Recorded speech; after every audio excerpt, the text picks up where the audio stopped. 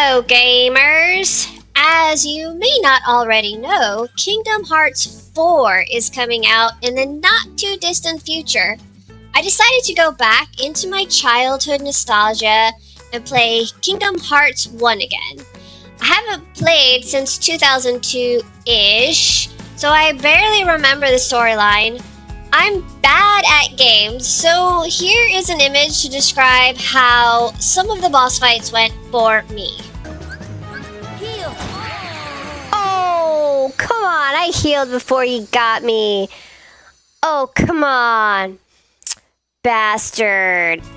Well, you know, we all can't be autistic speedrunners and no-hit Dark Souls players. Some of us have seen the other gender naked in real life, so we don't play too good. So for the rest of us, I present to you my Catgirl analysis and premium opinion on Kingdom Hearts today versus Kingdom Hearts of yesterday. The year was 2002, and I had zero responsibilities, unless you count cleaning my room. Life was good. Kingdom Hearts was my main priority, and I played it with enthusiasm. Donald and Goofy brought back childhood memories of going to Disney World with my parents. I quite enjoyed the game back then. I also appreciated the big-footed Sora and his companions. If you weren't born back then, Zoomer alert! Then you probably don't know that this art style from Square being the developer back then, was big shoes with punked-haired kids. Square later merged with Enix to create Square Enix that we know and love today. It's the game developer behind Final Fantasy. We all love Square Enix. Square Enix is a great game developer. Except for Final Fantasy XIV Dawntrail. Side rant alert, oh my god, do something about this Yoshi P for the love of God. Subscription cancelled. Anyway, I don't remember having too much difficulty beating the game when I was playing as a younger me, so it was a casual play with little frustrations. Until now. I should probably mention again that I suck at games, so get your laugh in now, no-hit autists. Square Enix recently came out with a Kingdom Hearts remix, which is all three Kingdom Hearts packaged into one. This video is for the first Kingdom Hearts. I still think the game is generally pretty fun and casual.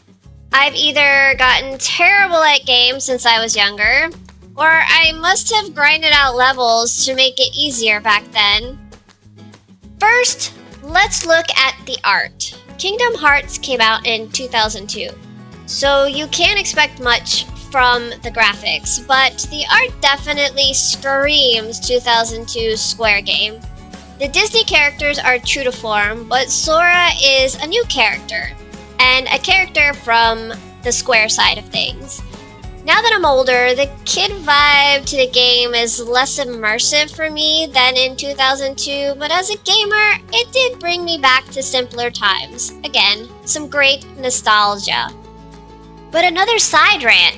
What the fuck is up with the crazy eyes in some of these characters? Why don't I remember thinking these bitches do look crazy with these crazy eyes? Selphie is one and Riku is another. Anyway, to go back to our story, we start on an island with Sora, Riku, Kairi, Selphie, and Wakka. You probably remember Selphie and Wakka from Final Fantasy X if you played it, one of the most wonderful Final Fantasies out there, by the way. This is before they got old. The storyline is that Sora is thrust into a strange world after the Heartless invaded his peaceful Utopia Island. If you played any Final Fantasy game, the Utopia Island is where you wanted to be as a kid. Surely things would be clean and happy if this were real life. His job is to find out what is going on with the Heartless and why they invaded his world. The Heartless are controlled by the evil Disney characters we all love to hate, Hades, Captain Hook, Maleficent, Ursula, and Oogie Boogie. I won't spoil the story in case you're interested in playing yourself, but I was in love with the story in 2002. In 2025, it's a little bland. The allure of this game is nostalgia.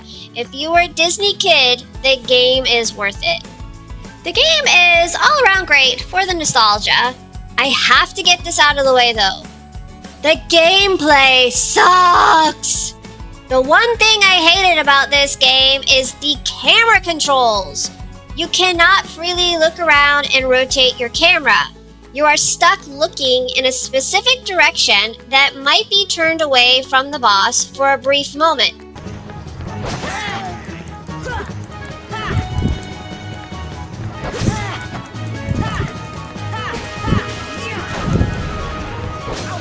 Enough of a moment for the boss to kill you.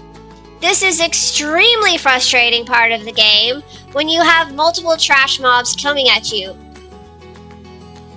Back to happier thoughts. Upgrades and gear are pretty straightforward, so it's a good game for someone who does not want to have a build strategy to win. Hi Dark Souls. You have accessories to keep lower damage you take from enemies. Zerging enemies and smashing your controller button wins most battles, except for a few. Fuck you, Cerberus and Maleficent Dragon!